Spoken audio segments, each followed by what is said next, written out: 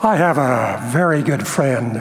May buutan kong higala nga muhatag og necktie nga akong isulob sa sesyon tin ako mamulong sa matag kinatibuk ang komperensya. Nindot kaayo siya style. Moyon mo? Ang batan-on na kong higala may lisod nga mga hagit nga naglimit kaniya sa pipila ka paagi. Apan sa ubang paagi siya maayo kaayo. Pananglit ang iyang kaisog, isip misyonaryo, ikatandi sa mga anak ni Mosaya. Tingali ang kayano sa iyang pagtuo, naghimo niini, nga labihan, kaligon, nagtuo, si Scott. Dili katuo nga ang tanan, dili membro sa ang simbahan ni Jesucristo. Sa mga santos sa ulahing mga adlaw, ug wala makabasa sa basahon ni Mormon. Ug walay pagmatuod sa katinuod niini. Musulti ko og usa ka hitabo sa kinabuhi ni Scott. Sa una niyang pagsakay og eroplano sa pagbisita sa iyang igsuon. Ang silingan nga naglingkod sa duol nagkadungog sa papagigsulti ni Scott sa iyang katapad. Hello, ako si Scott. Ang imo unsa? Mitug-an sab ang iyang katapad. Unsa imong trabaho? Engineer ko. That's nice. Where do you live? Nindot ka na. Asa ka nagpuyo? Las Vegas. Doon namin templo dito. Kay balo ka og asa ang templo sa Mormon dito? Oo.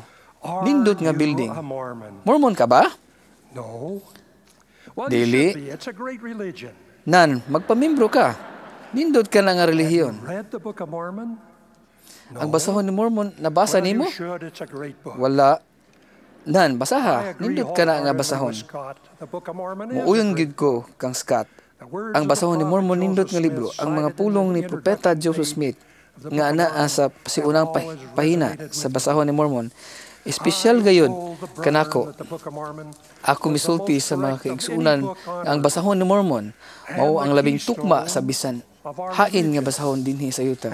O ang sukaranan sa atong tinuohan ug ang tao labi nga maduol sa Dios pinaagi sa pagsunod sa iyang mga lagda kaysa bisan hain nga basahon. Ning tuiga sa mga klase sa Sunday School nagtuon kita sa basahon ni Mormon. Samtang mangandam kita ug moapil, unta madasi kita sa pagsunod sa ehemplo ni Scott sa pakigbahin sa mga dili miyembro nining espesyal nga kasulatan. Ang nag-una nga tema sa basahon ni Mormon anaa sa katapusang bersikulo sa unang kapitulo sa 1 Nephi, misulat si Nephi. Apan tan-awa ako si Nephi, mupakita kaninyo nga ang malumo nga mga kaluoy sa Ginoo anaa ibabaw sa tanan kinsa siya mipili. Tungod sa ilang hugot nga pagtuo, aron mahimo sila nga malig-on, maingon ngadto sa gahom sa kalawasan. Akong hisgutan ang basahon ni Mormon nga mao ang malumong kaluoy sa Ginoo nga giandam alang sa ulahing adlaw.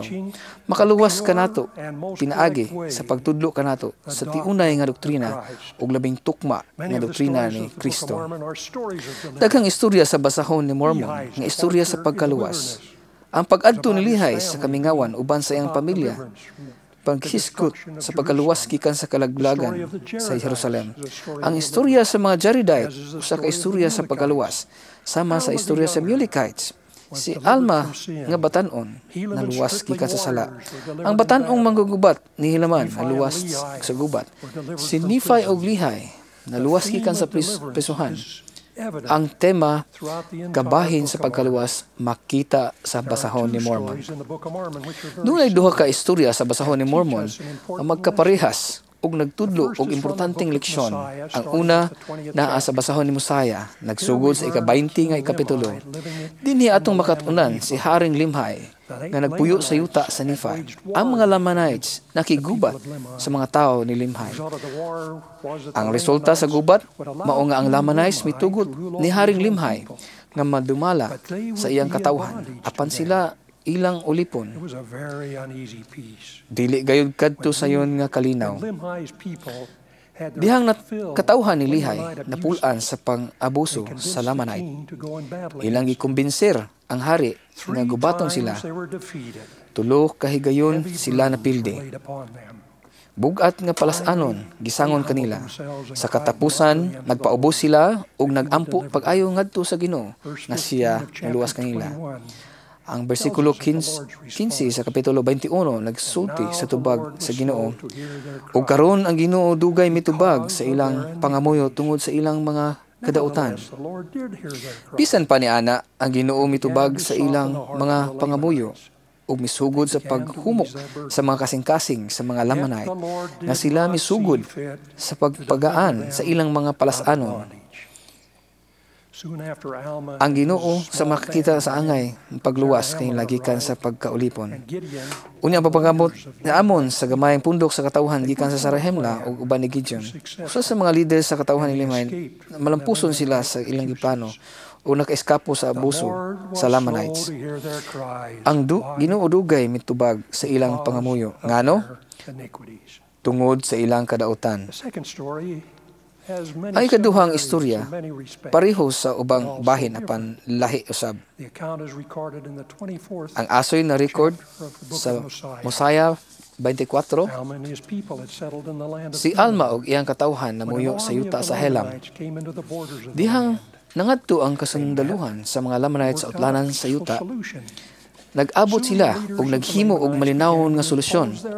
Unya ang mga leader sa Lamanites lisod-lisod sa mga tawo ni Alma ug gihatagan sila og bugat nga mga buluhaton.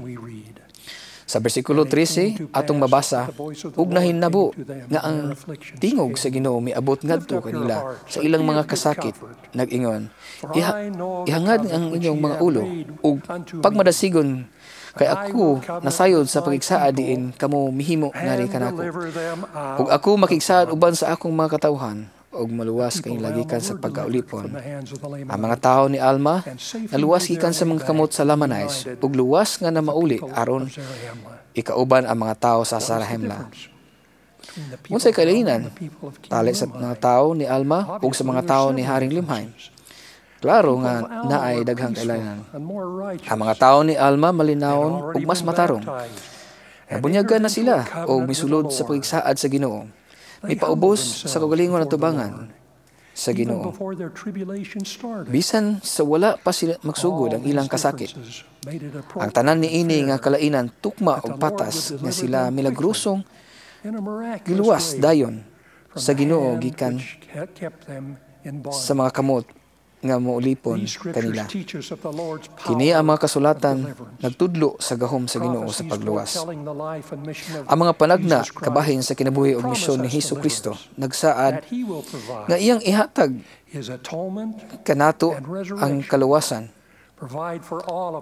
Ang iyang pagpula ug pagkabanhaw nagpalingkawas kanato sa pisikal nga kamatayon ug kung maghinusol makalingkawas kita sa espirituhanong kamatayon ngadto sa kinabuhing dayon. Ang mga saad sa pag-ula o pagkabanhaw, ang saad sa pagluwas gikan sa pisikal nga espirituhanong kamatayon gisulti sa Dios kan Moses dihang niingon siya, kay tan-awa mao kini ang akong buhat ug ang akong himaya, ang pagpahinabo sa pagka-mortal ug sa kinabuhi nga dayon sa mga tao. Sa kuhay sa nindot nga plano sa pagtuo alang nato, diha sa balaanong kasulatan atong makita ang magkaatbang nga gahom sa pagkalibutanon nga supak sa dugay ng gituuhan. Diha sa balaang mga sinulat, mga sinulat nga nagiya kanato sulod sa daghang katuigan sa mga turon mithi o mga sumbanan sa atong pagpakabuhi. Nag-ingon sila sa sayop nga pagtulon-an diha sa Biblia ug ang pagtulon-an sa agalon kinaraan kana. Nagsinggit sila nga ang matag tawo kinahanglan dunay kagawasan sa paghimo og sumbanan. Isulayan pag-usab ang katungod sa magtotoo sa kuwahi sa ditulo sa kasulatan o pulong sa mga propeta. Dagkong panalangin ang pagkahibalo sa misyon sa atong Ginoo manluluwas diha sa basahon ni Mormon. May kaduhang saksi sa doktrina nga gipahayag sa Biblia. Anong importante sa kalibutan nga magbaton og Biblia og sa basahon ni Mormon? Nagtuo ko nga ang tubag naa sa ika-13 nga ikapitulo First Nephi, girecord ni Nephi. ug nahinabo These last records, which nga ang thou anghel hast seen namulong among the kanako Gentiles, nagingon, kini nga katapusan nga mga talaan diin ikaw nakakita taliwala sa mga hintil mutukod sa kamatuoran sa nahauna nga ila sa napulog duha ka mga apostoles sa kordero ug which have been taken away from matug-an them, sa yano nga ug bililhon nga mga butang nga gikuha gikan kanila ug mutug-an ngadto sa tanan mga kaliwatan, mga pinulungan ug mga katawhan nga ang kordero sa Dios mao ang anak sa amahan and that all sa men kahangturan must come unto ug ang him, mangluluwas sa kalibutan ug ang mga tanan nga mga tao kinahanglan gayod nga maduol neither the Bible nor the Book kaniya of og dili Mormon in maluwas. themselves is sufficient Kung ang Biblia lang ubasahon ni Mormon, kung dili magkauban, dili paigo. about the complete Ang duha, doctrine di kinahanglan aron kita makatudlo ug makakat-on sa hingpit nga doktrina ni Kristo. Ang panginahanglan duha sa duha wala magpaminos sa bisan asa niini. Ang Biblia ug ang basahon ni Mormon gikinahanglan sa atong kaluwasan o kahimayaan. President Benson so Sama sa gamhanang magtudlo ni Presidente Asa Taft Benson, kung gamiton ang duha, Book of Mormon can ang Biblia ug ang basahon ni Mormon, makasanta sa sayop nga doktrina. Gusto na kong tapuson pinaagi sa duha ka istorya. Usa gikan sa daang tugon, ang lain gikan sa basahon ni Mormon. Kung giunsa sa pagtambayayong sa duha. Ang istorya ni Abraham nagsugod sa pagkaluwas sa nagsimba og Dios nga mga Kaldehanon.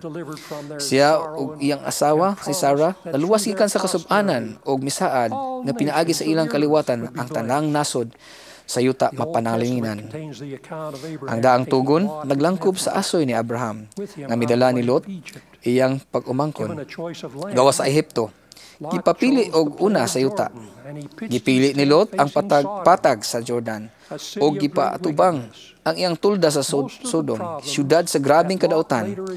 Kadaghanan sa nasugatan problema ni Lot og daghan kini. Makita liha sa naguna niyang desisyon ngay atubang ang pultahan sa iyang tulda aron makita ang Sodom. Si Abraham ang amahan sa matinud-anon, lahi ug nasinati sa kinabuhi. Tataw lang, dunay daghang hagit. Apan bulahan kadto nga kinabuhi. Wala kita mahibalos asa nagatubang ang tulda ni Abraham. Apan may lig-ong timaan sa katapusang bersikulo sa ika-13 nga kapitulo sa Genesis. Nag-ingon kini, o gibalhin ni Abraham ang iyang balong-balong ug miadto og gipahimonong kini sa kakahuyan sa Mamre nga atua sa Hebron ug mitukod siya didto sa usa ka halaran alang sa Ginoo. Bisan wala ko masayod nagtuo ko nga ang tulda ni Abraham nagatubang sa altar nga iyang gitukod alang sa Ginoo. Nganong makaingon ko niini? Tungod kay nahibalo ko sa istorya sa basahon ni Mormon, sa instruction ni Haring Benjamin, sa katawhan dihang nagpundok sila sa katapusang niyang pagpamulong. Gisugo sila ni Haring Benjamin nga iatubang ang ilang mga tulda ngadto sa templo. Maluwas kita gikan sa pamaagi sa dautan, pinaagi sa pagsunod sa mga pagtulunan sa balaang kasulatan. Ang manluluwas mo ang talagsaong tigluwas. Kay iya kitang giluwas gikan sa kamatayon ug sa sala. Akong ipahayag nga si Jesus mao ang Kristo ug maduol kita kaniya pinaagi sa pagbasa sa basahon ni Mormon. Ang basahon ni Mormon lain nga tugon ni Hesukristo. Ang unang mga tugon ni Hesukristo mao ang daan ug ang bag-ong tugon o ang Biblia. Atong hinumduman ang paghulagway ni Scott sa basahon ni Mormon. Nindot ka na nga basahon. Ug akong ipamatuod kaninyo nga kadaghanan sa nindot diha sa basahon ni Mormon mao ang panag-uyon niini sa Biblia. Sa pangalan ni Hesukristo. Amen.